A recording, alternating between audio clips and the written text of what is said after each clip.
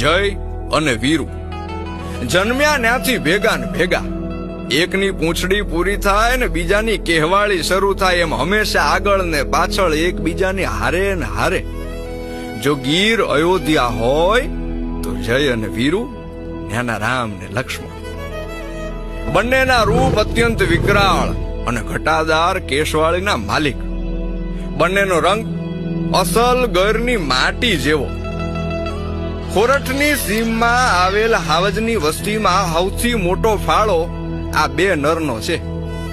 એક દીમાં 30 થી 40 કિલોમીટરનો પ્રવાસ ખેડી શકે એવા આ નર શિકાર કરવા ભેળા જાય અને એક મારણ કરતો હોય ત્યારે બીજો સિંહ બાળની રખેવાળી કરે.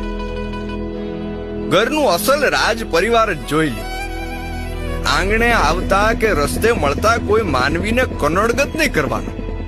બેયનો બાદશાહી મિજાજ. આમ તો ગીરમાં કેટલાય ફેરું થઈ ગયા, પણ જય અને વીરુનો પ્રેમ, એમની અખૂટ શક્તિ, એમનો વિશાળ પરિવાર, એમનું વિકરાળ રૂપ અને ખાસ કરીને એમની ઉપસ્થિતિની ઉર્જા ક્યાંય ન જોયેલી, ક્યારેય ન બનેલી. આપણા દેશના વડાપ્રધાન માનનીય શ્રી નરેન્દ્રભાઈ મોદીને ગર માટે અખૂટ પ્રેમ છે.